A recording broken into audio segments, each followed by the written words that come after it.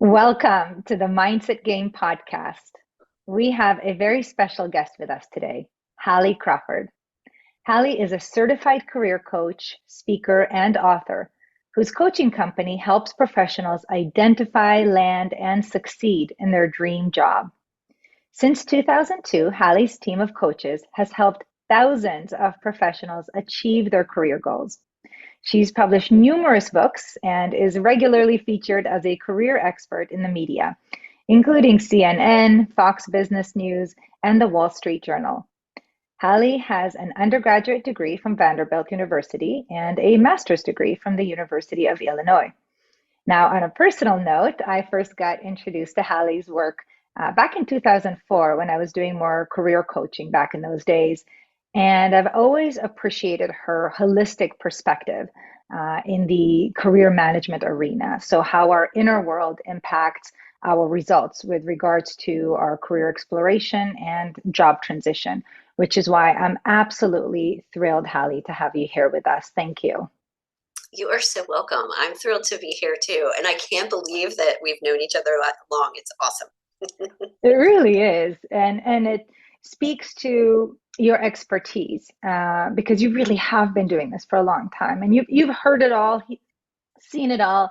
Yeah. And so, how about we jump right in to what do you mean by this holistic perspective? So, I know you and I have spoken about that before. What does it mean to you? It means that when you're thinking about your professional life, your career goals, whether it's transition or just development or, what's next for you, is you can't just think about like the nuts and bolts, like, okay, well, these are the goals I want to achieve, or, oh, I need to, update my resume, or, oh, I want to have that next challenge for me. Your thinking should come from the inside out. You want to think about who you are as a person, I think, first, because that infuses like and impacts everything else that we do in our lives, whether it's professional or personal.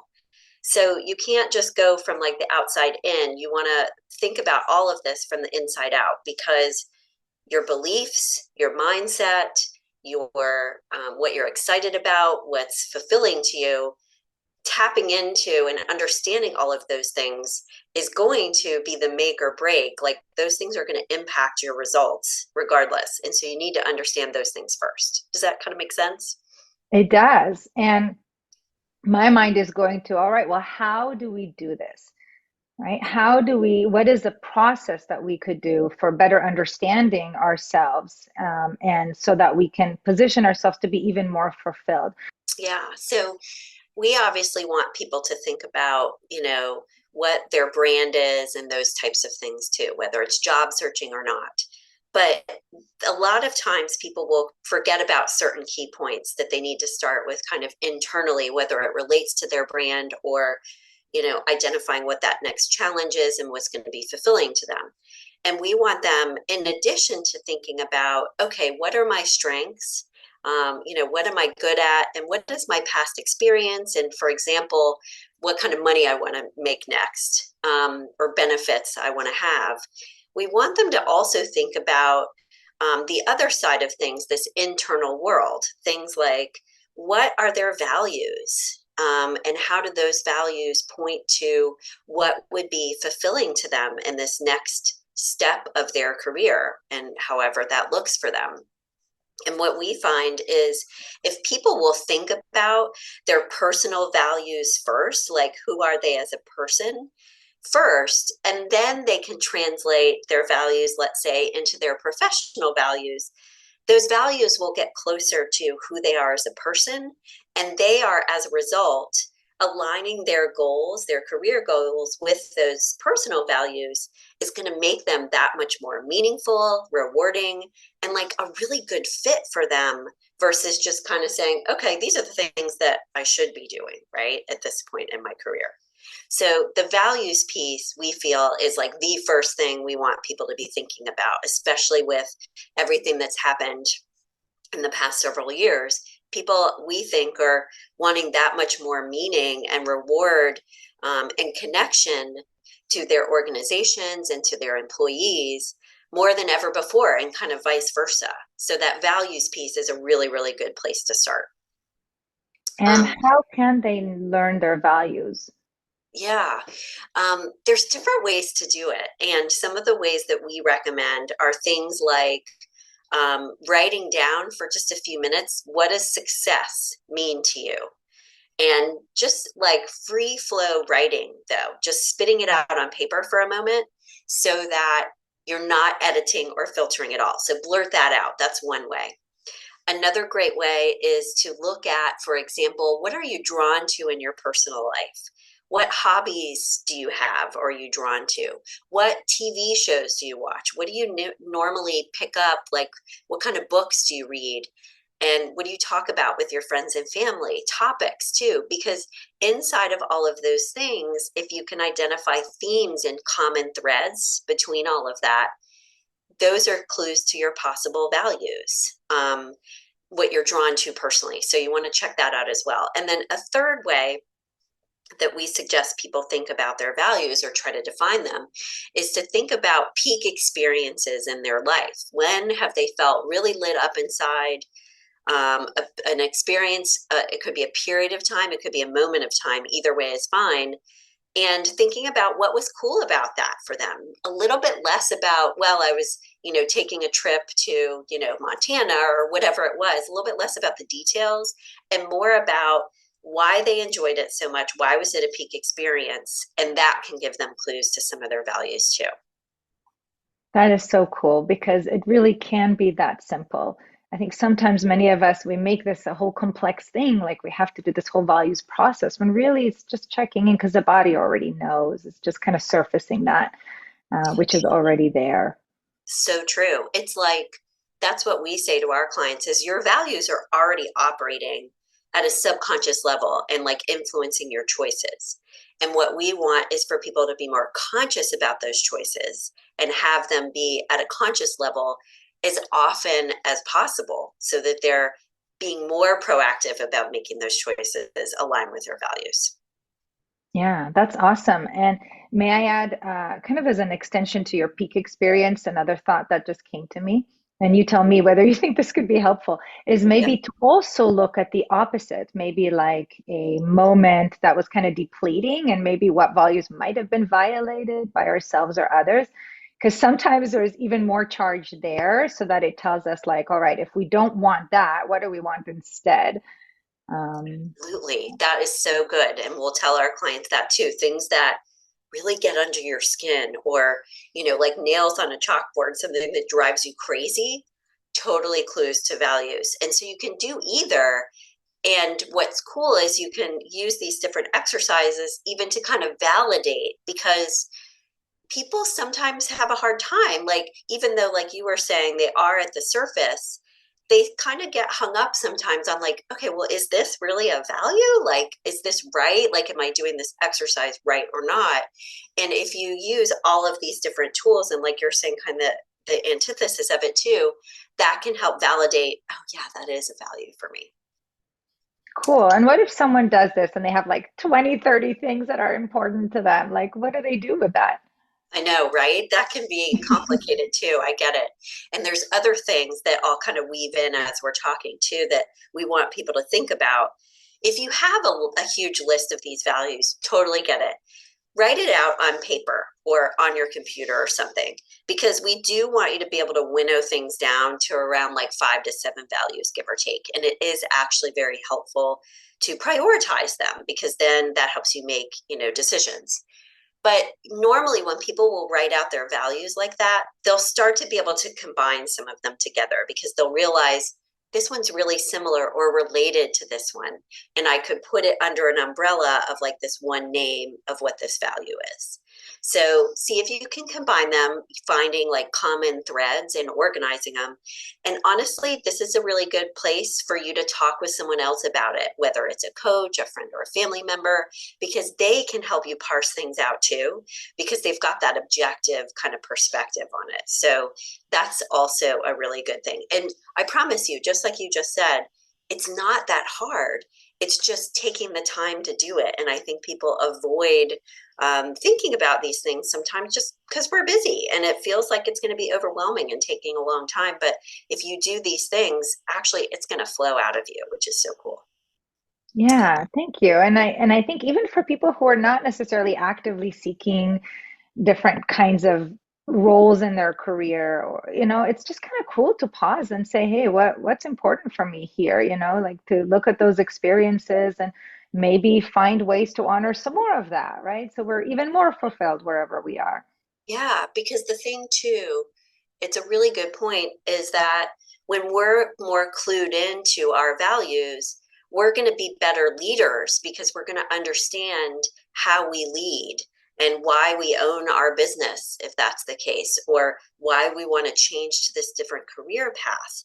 When we're clued into those things, we own them more and we communicate them more in a positive way and are not just kind of haphazardly, that's a tough word to use, but we're being more intentional about how we're leading the people that we work with or our group, or even just working with our coworkers. So knowing these values goes well beyond, it's great for our fulfillment and critical, but it goes well beyond all of that as well, because this is where, taking it back to what we were talking about before with branding, like our values are part of our brand, and we have to understand that, whether it's job searching or just being an employee or a leader.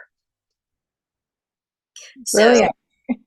oh, thanks. I know, right? Sometimes I'm like, this stuff just comes out of my mouth because it's been a long time, but this is why we do what we do, because not everyone is, thinking about this, and we want them to. And as part of this, one of the other things that we want people to be thinking about related to their goals and, remaining challenged and fulfilled, is we also want them to think about um, not just their values, but like their personality type and how that plays into what they want next for their career and the work environment and what is right for them in that way. Because we find that people kind of, they either neglect or don't think about those things. And sometimes they'll try to fit themselves into a box that they shouldn't be doing, that they don't quite fit into. And so we always say too that we want you to create kind of your box, so to speak, the box of your professional goals or your career from the inside out versus the outside in. Because when people are not as fulfilled, those are places to be looking to see where the rub is. It's not just about your experience and your strengths, those are critically important, but there could be an issue in those particular areas as well, if that makes sense. It does. And do you know of any, I imagine you do, of any resources for personality assessments, maybe that are kind of the best, or maybe some that are more reasonably priced? Where do people go for that? We really like the Myers-Briggs assessments, and there it runs the gamut of, there's professionals out there that administer the tests that will charge a little bit more to help you interpret, etc. But we've actually, if you, and this sounds silly, but if you even like just Google like Myers-Briggs personality type or personality assessments, you will find some really good quick free tools. And we find that even some of the descriptions that you'll find online of the different, types, you'll be able to kind of type yourself in some way, shape, or form. Another one that we like is the Enneagram, the Helper. They have a bunch of different ones, and I like even just purchasing that book. I've got an Enneagram book, and I think that can help us really understand um, our personality type. But what's cool about these assessments too, and our personality type, is a lot of times it will overlap some with our values. So we'll start to see clues to why we're drawn to certain things or good at certain things. And that's why this holistic approach, I think, is so cool. So I would say Myers-Briggs I like a lot because I think it's pretty straightforward. And then also, we really like the Enneagram as well because it gives kind of a different perspective to it too. That plays, the Enneagram, I think, talks a little bit more about, or is more descriptive in some ways related to your strengths and not just like personality traits. So that's why I like that one also. Cool. And so we've got a sense of values, exploring our personality preferences. What else is part of this holistic perspective? Um, a few other things. So the your strengths and being sure that you're thinking about your strengths in terms of the strengths that you want to be leveraging at this point in your career. Because sometimes what will happen to us is if we're getting a little bit antsy and maybe we feel like less challenged than we would like to be, sometimes it's time to say, gosh, do I want to bring up one of these strengths a little bit higher on the list and use this strength a little bit more? I'm really good at this stuff over here, spreadsheets or, whatever it is, but I'd like to kind of play with this muscle of mentoring people more or something like that. So strengths is a really big one, and not just thinking about well, I'm good at this, so this is what I should continue to do or I have to continue to do. To say to yourself instead, what are my strengths and am I using them in the right way? And do I enjoy using all of these strengths in the way that I'm using them now, or do I want to try it in a different direction? So, strengths is another really important one. We want you to look at your past experience as well and look at it from a different lens to even say to yourself, kind of like we were talking about earlier, what are some of the things that I've really enjoyed in my professional life in the past? And what are the things that have really aggravated me or that I haven't enjoyed professionally in the past too? And do I want to use my past experience in the same way that I'm using it now, or do I want to tweak things a little bit? So that's another really important piece. We want you to also look at the work environment that you're in and start to think about, do I want to make changes there if it's possible for me to do so? We've all had this experience now of working remotely. Some people loved it and still love it. Some people can't stand it because they're very extroverted and they want that, connection with people. So to really think about your work environment and now, and not just as it relates to remote work or the hybrid model, but who are the types of people that you want to be around professionally? What are the types of clients that you want to work with? So that work environment piece is a huge, big bucket. And what we found is it can be a make or break for your career satisfaction. You could be in the exact right job, the right role, even in the right industry, let's say. But if you are in the wrong work environment, at the wrong organization, for example, because let's say your values don't align with the mission of the organization or vice versa, it's not going to work. And you'll feel like you're pushing a boulder up a hill. So you really need to think about that work environment piece and what you want now. The good news, I think, is that employers are listening more than they ever have before, and leaders have an opportunity more than ever before to make adjustments. And they need to listen to what people want, or else they're going to leave, as we've seen. So that's really important too. And one more thing, not to talk too long, but is your compensation and compensation from a bigger picture perspective. So not just about the money, but again, about the benefits, about the flex time, about the education, support or money that you get for classes. We have one client who, their organization during and kind of post COVID, they're still doing this. They're giving everyone a stipend for education, and they're actually not requiring that they use the education for professional purposes. So he has actually been taking a scuba class. So, now I know that can seem like a dream world for some, but like it's about life balance and people are paying more attention to it. It was great. That's so cool. Thank you for kind of sharing those different pieces of the puzzle that we want to keep in mind as we're considering a change or maybe in the midst of a change. And so let me ask you now, like, because you've done this work for a while, and what about if somebody kind of does all that, but they're still like not taking the actions that they need to take consistently? Like, what's happening there, and what can we do about it?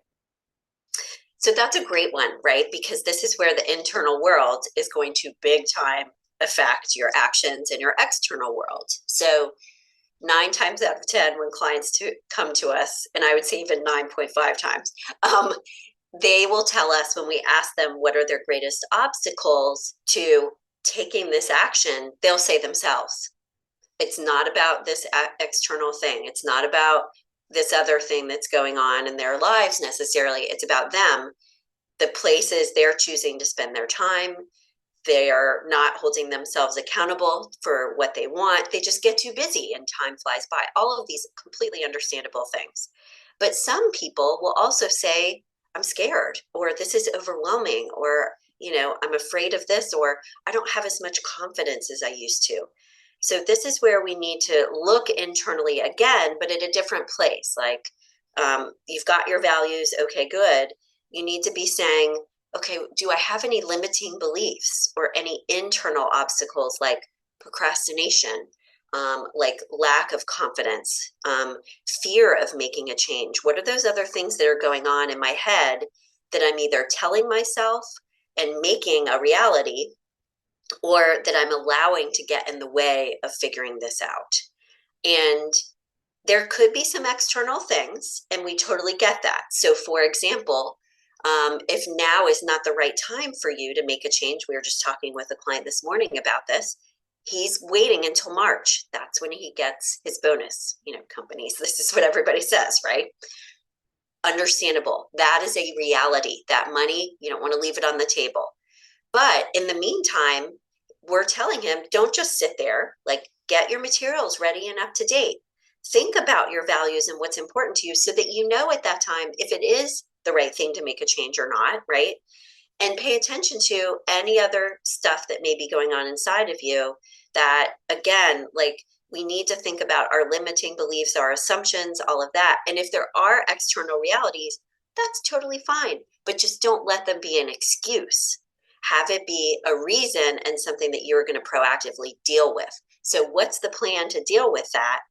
And then we can deal with the internal stuff as well. So that's why that internal world is so important, because usually people are not achieving their goals because they're not putting in the time.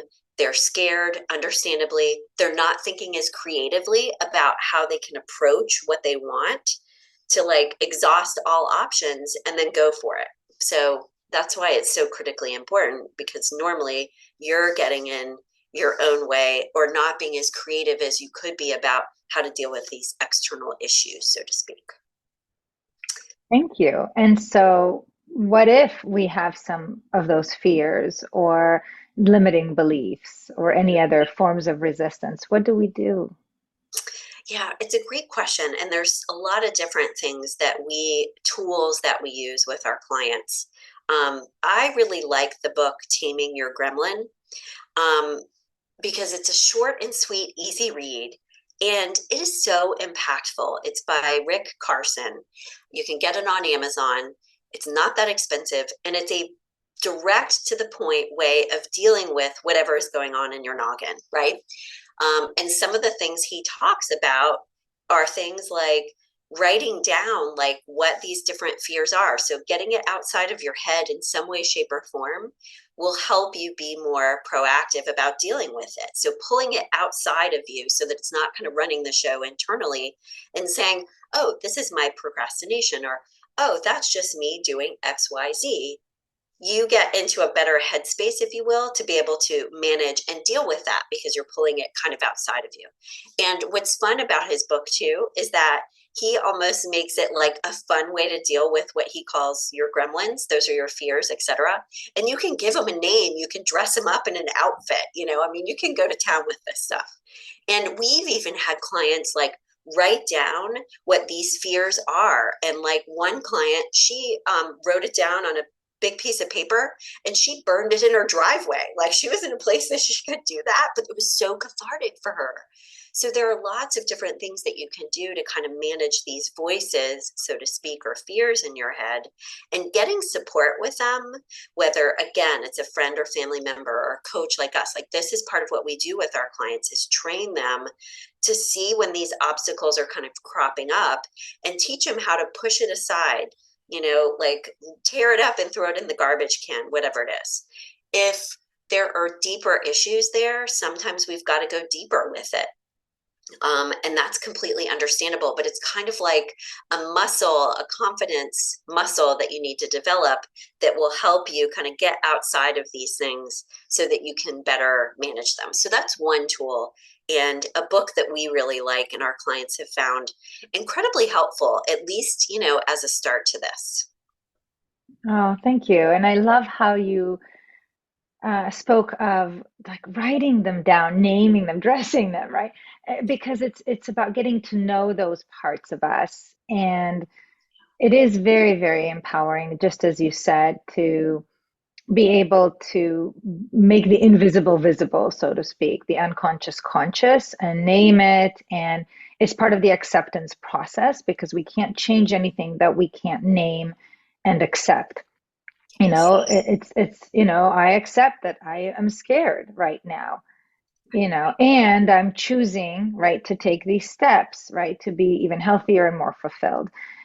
So it's very, very powerful, I think, to be able to have the courage to do that. And when we need support, of course, you and many others are able to be there, whether it's friends or family or somebody that we trust that can be objective with us. And so let's say we have uncovered maybe some inner resistance. We know and have prioritized our values in the context of work. We have a sense of our strengths. We have a sense of our personality preferences and the kind of environmental culture that we are most comfortable or most fulfilled in. What and compensation, of course. What else would it be valuable for us to explore? Because it can be so overwhelming, especially for people who are so busy, to kind of open that door versus just going into what they've done before, as you said, what they kind of already know they're good at. So, what other guidance do you have for someone who's just feeling overwhelmed by all of that? Another thing that you can do, well, so I'll say two things. So, one is to kind of identify, if you can, and you will be able to more easily than you think, the themes between all the stuff that we've talked about. You'll start to see overlap. And just so you know, that's not a bad thing. That doesn't mean that you're like still thinking about what you've done in the past and you're, kind of limiting your thinking. The overlap is a good thing because that means that you're on the right track, that you're seeing consistency and over between the things that are important to you, validation because those same things are coming up. That's good news. And the other thing that will help you though too is after you've done kind of this internal work that we're talking about today, you need to go out there into the world and identify. So, for example, some keywords in the themes that you're seeing about what might interest you next for your career goals or your career transition. Um, and plugging those into some job boards, plugging those into websites like BLS.gov, the Bureau of Labor and Statistics.gov. That's a career path like you know, I don't want to say brainstorming tool, but it kind of is actually. It's, managed by the government and it gives you projections of different professions that are going to be hot in the next few years and things that are going down, et cetera. So there's career brainstorming websites out there in addition to leveraging job boards to kind of see what's out there. And the reason why this is important, it will help you feel less overwhelmed because you'll be like, oh, there are jobs out there that I actually could enjoy. Okay, cool. It'll help you be more realistic about what's going to work for you and what's not going to work. It will inspire you and motivate you because you see things that are exciting, and it'll become a little bit more tangible for you versus like, okay, I've got this idea in my head. Now, how do I make it real? That's where the rubber meets the road for that. So that would be the next step. And it will become or seem less overwhelming to you because you're seeing examples out there. And that's why that part is so important, that it's just a little bit more real. The other website that we have, that we like to and we recommend to clients is onetcenter.org. That's another one related to bls.gov.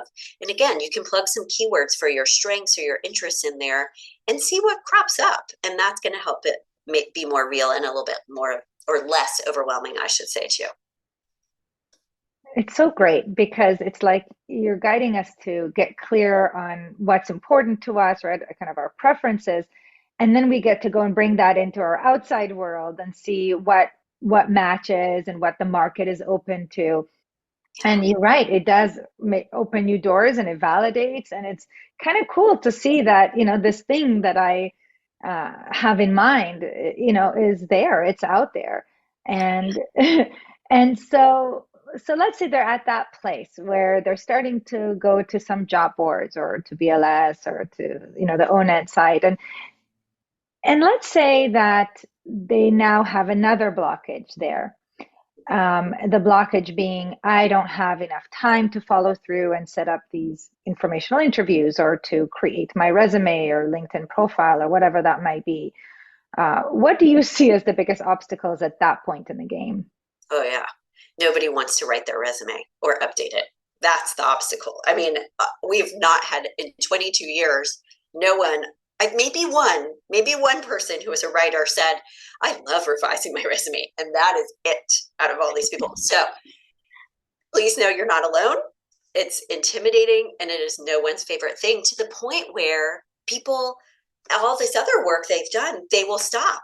And that's why they'll call us and say, it's been a couple of years that I've been thinking about making this change, but these obstacles got in my way and the resume is on the list. So this again, and it's a perfect timing that you said this, because after you start kind of looking out there, like we were saying, we want you to start talking with people in terms of several things. Number one, start to network with people that are in these other jobs, or just get help and support from friends and family, a coach, an accountability partner, whatever it is. But this is where you need to go get some help. There are resume writers out there and people that will do this stuff for you. There are people that will write it for you. So we have a resume writer on our team who will just hand it over to you. And we also have coaches on our team, though, too, that will collaboratively do it with you, because some people really like that approach to it, where they get some examples and templates and they're cool with diving into it if they've got someone holding their hand. So there's resources out there for that, to take it off your plate or make it more manageable. And we also find that clients will tell us too that when they start to go out there and talk with people and just kind of revitalize their network and have quick, reconnect conversations with old friends from college, people that are in their alumni network that are in jobs that they might be interested in, all of that kind of stuff, that motivates them too, because they're getting out there, they're hearing stories from other people going through the same types of things. It just really helps them to start connecting with people for lots of different reasons, and helps with the motivation too. And thank you. Last quick question before we complete. What about individuals that are afraid that their boss or their peers will find out that they are searching? That's a big obstacle. What advice do you have for them? Yeah, so totally understand that. We have not had that many people have that issue, like they didn't get caught finding or looking for a new job, but that can definitely happen. So we want you to be better safe than sorry, right?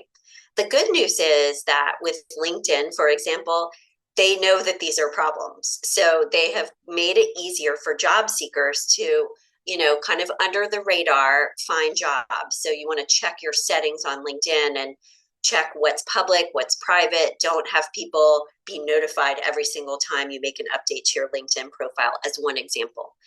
And some people will tell us, my industry is small and people talk. So how do I deal with that kind of thing? And this is where you may need to leverage recruiters a little bit more, who will conduct that search kind of for you, or have access to those job postings. Another way is to network with people outside of your local area, if that could be a possible issue. And then only network with people that maybe you really trust, and let them know upfront that this is a confidential search. So we do want you to be smart about it, for sure. But we have found only usually employers find out when you're really not being smart about it. Like you're using, and I hate to say this, but like you're using your work email for job searching. Hello, that's not a good idea, right? Those are the times usually when people get caught versus something else. So know that you're probably more okay than you think. But those are some tips. Awesome. Any kind of last words here before we complete that are coming up for you? Baby steps. Take it in baby steps. Don't try to do all of this at once. And know that it's normal if it is a little bit of up and down for you. Like you'll get excited at the beginning. Ooh, you identify your values and you're jazzed. And then you're like, okay, what do I do next? Like, so get help and support in whatever way, shape, or form, because it is a little bit of a roller coaster and that's normal. And that's why reaching out to people and having kind of a tribe around you, so to speak, or a team of people that's around you can be so incredibly helpful. That's what I would say. Thank you, Hallie. So, how can people learn more about you, your team, and your programs? Thanks for asking that. I appreciate it. On our website, we have our packages with pricing. We have bios about our coaches. It's createyourcareerpath.com. And we always offer a free consultation to talk with me directly about our services. It's 20 minutes, short and sweet. You can figure out if we're the right fit for you or not, and what other packages and options we have as well that might be the best fit for you too. So click on the contact us button on our website and you can schedule a quick consult with me. Beautiful. Well, thank you so much, Hallie. I adore the work that you do. You're a beautiful human being, and I think that people really, you know, I think it's really important that everybody find fulfillment in their work. And I'm a deep believer that it is possible for everyone to have fulfillment in their work, no matter where they are right now. And so I'm very grateful to you for giving us some steps here that we can take, and of course, reminding us that support is there, and giving permission for everybody to go for it because it is possible. Yeah, it is possible. Thank you for echoing that because that's what we say all the time. And we love what we do. And just know that you can feel the same way. You just got to put in a little bit of legwork. That's right. Thank you so much. Thank you.